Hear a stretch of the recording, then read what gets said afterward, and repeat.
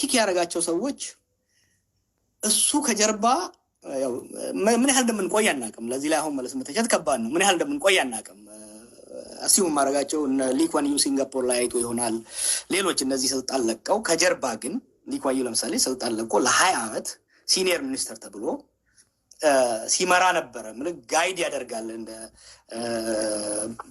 ዴይ ቱ ዴይ አክቲቪቲን እንኳን ባይመራ ጋይድ ያደርግ ነበር። አይ ቲንክ መለስ ያን ኢንቪዥን አድርጓል። ግን ያው ፈጣሪ ቀደመው።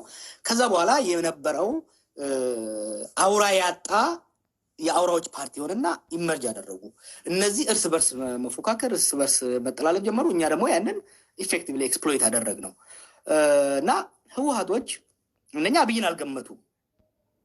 ለኦህዴድ መስጠት ግን የነሱ ውሳኔ ነበረ። ለኦህዴድ መስጠት ፈልገዋል። አብይ ክስተት ነበረ፣ ለእኛም ለእነሱም ኢንሲደንታል ክስተት ስለነበረ ለሱ አልተዘጋጁም። እነሱ የተዘጋጁት ወይ አባዱላ ይሆናል፣ ወይ ለማ ይሆናል፣ ወይ ወርቅነህ ይሆናል። በዚህ ላይ ነው ካልኩሌሽናቸው። የእኛም እንደዛ ነው። በነገራችን ላይ አብይ ሲመጣ እኛም ላቢ ሬዲ አልነበርንም፣ እነሱም ላቢ ሬዲ አልነበሩም።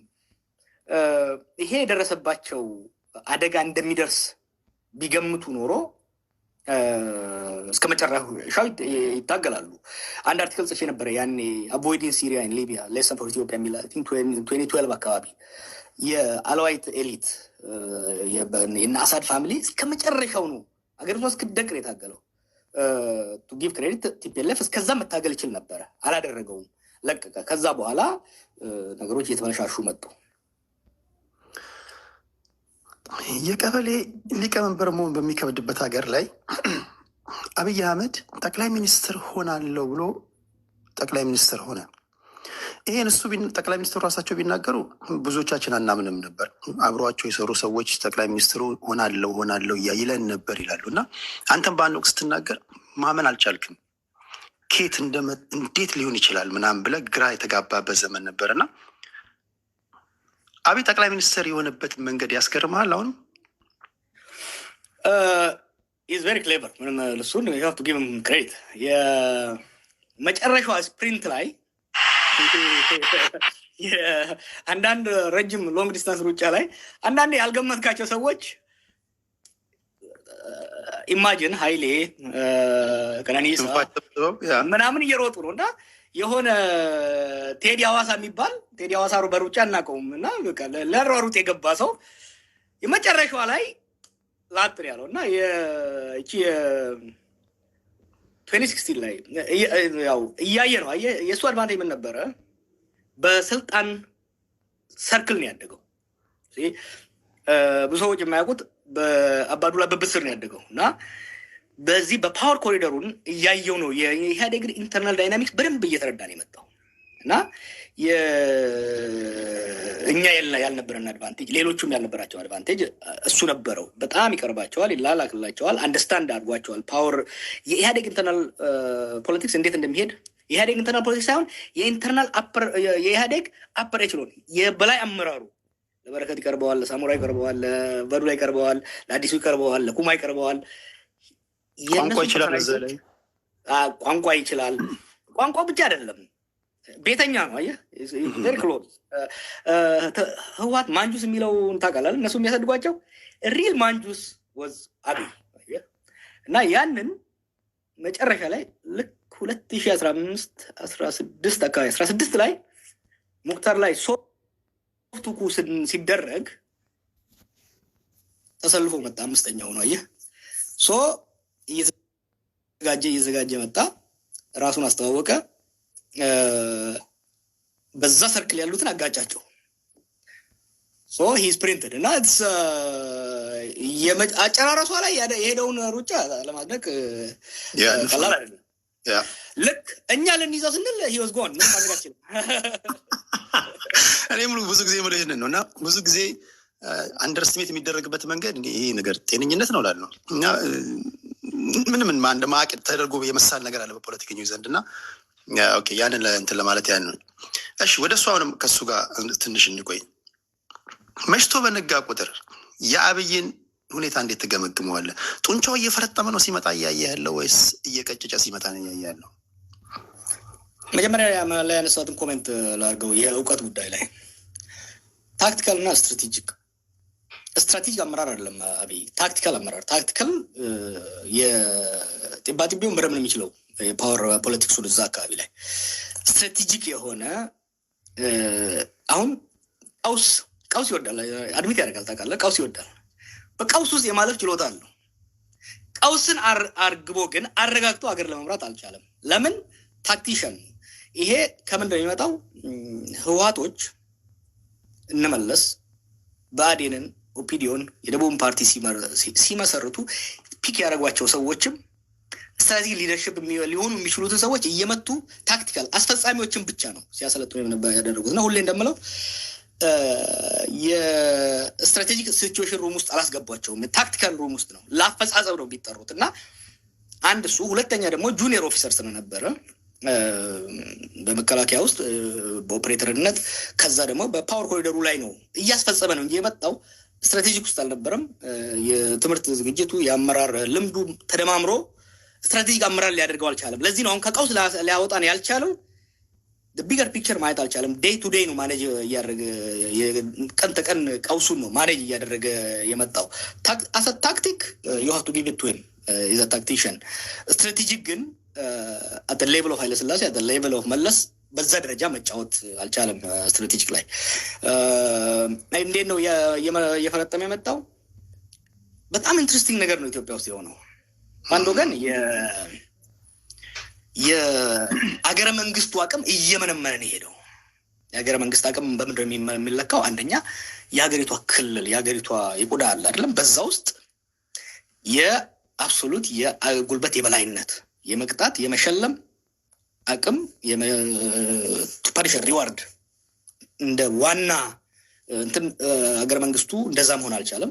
እሱ እየተመናመነ መጥቷል። ሁለተኛ አቢሊቲ ቱ ታክስ ሪቬኑ ለመሰብሰብ የአይኤምኤፍ እንዳታ ስታየው ታክስ ቤዝ ማስፋን የተፈለገው ግን ታክስ እየተደረገ ያለው ከኢህአዴግ ዘመን ራሱ ሽሪንክን ያደረገው በአዲስ አበባ እና በዋና ከተሞች አካባቢ ብቻ ነው ታክስ እየተደረገ ያለው። ምክንያቱም ከዛ ውጭ ያለው ከስቴቱ ኮንትሮል እየላላ ሄዷል ማለት ነው እና የሀገረ መንግስቱ አቅም እየተዳከመን የመጣው።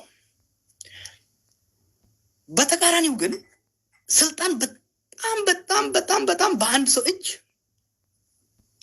ጠቅልሎ ነው የገባው እና አሁን አፄ ኃይለስላሴ ስዩም እግዚአብሔር ነበሩ፣ አብሶሉት ሞናርክ ነበሩ።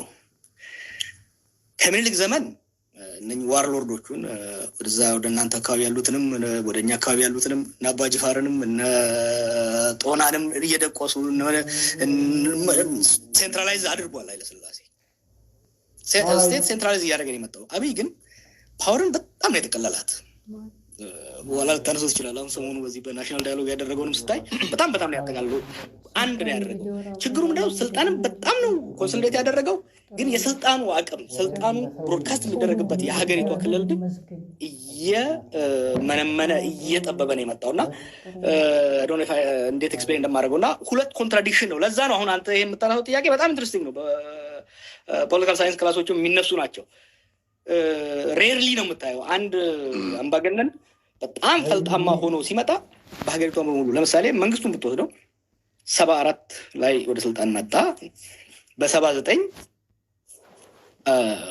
ተጻራሪዎቹን በሙሉ መጥቷል። በ81 82 በአብዛኛው ሀገሪቷን ከተወሰኑ የኤርትራ ቆላማና ተወሰነ ሐረርጌና ኦጋዴን በስተቀር ጸጥ ረጭ ማድረግ ችሏል። አሁን ይሄኛው ግን አልቻለም። በዛ እስከ 8 ዓመት በኋላም አብዛኛው ሀገሪቷ ክፍል እስከ ቢሾፍቱ ድረስ በአማጺ እንቅስቃሴ ያለበት ነው እና ይሄ ነው ኮንትራዲክሽን ነው የሚታየኝ።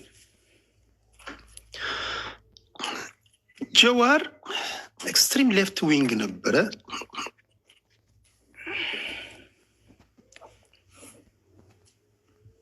ለሶስት ኦኬ መጥቻለሁ። ይሰማል አይደል? አዎ ይሰማል። ኤክስትሪም ሌፍት ዊንግ ወደ ሴንተር ሌፍት መጥቷል። ይህን ደግሞ ያደረገው ከዚህ ቀደም የሚጫወትበት በነበረው የመጫወቻ ሜዳ ልጫወት ቢል ምህዳሩ ስለጠበበ፣ በተለይ አሁን ጠቅላይ ሚኒስትሩ የሚያቀነቅናቸው እሳቤዎች አሉ። ከዛ ጋር ለመስተካከል የግድ ማርሽ መቀየር አለበት የሚሉ ወገኖች አሉ። ማርሽ ቀየረ ነው አሁንም ትላንት ባለበት እሳቤ ውስጥ ነው ያለው። ሀፍ ትሩዝ ኦኬ፣ ግማሽ ልስጥና ግማሽ ልውሰድበት። ኦፍኮርስ ፖለቲካ ስትጫወት በዛው አለመቅረትም ያስፈልጋል። ሜዳው የጋው ነው ያለው ብለህ ኳስ ይዘህ እየሄድክ ከሆነ ወይ ደግሞ ኳስ ለመንጠቅ ካለ ሰውየው ያለበትን ድክመት ማየት መቻል አለበት። እሱ ወሳኝ ነው። እሱ ካልኩሌሽን አለ።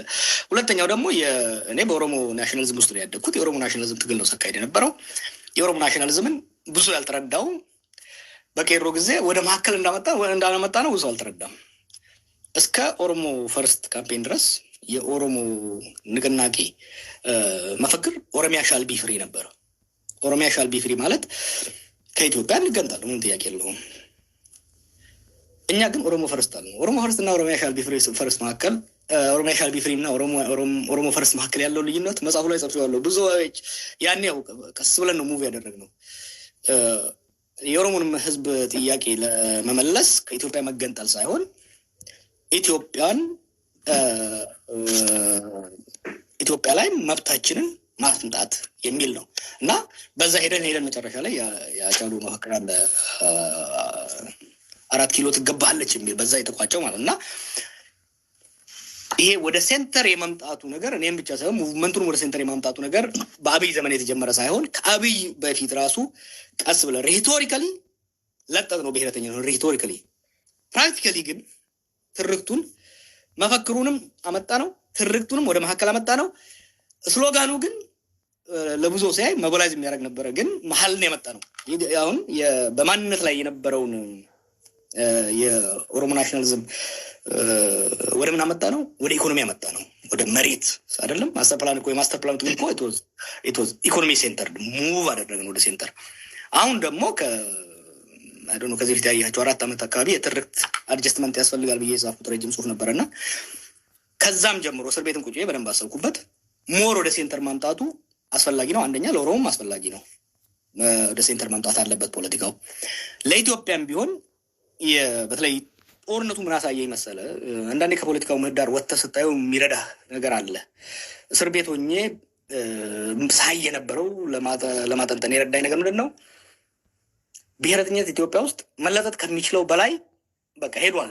ከእንግዲህ በኋላ በተለጥሰው ይበጥሳል። አክቹዋሊ ተበጥሷል ማለት ይችላል። ኢትዮጵያ ውስጥ አሁን ኢትኖ ናሽናሊዝም ሀዝ ሪችድ ኢትስ ሊሚት። ሰዎች መረጃት ያለባቸው ኢትኖ ናሽናሊዝም ከዚህ በላይ ሊሄድ አይችልም።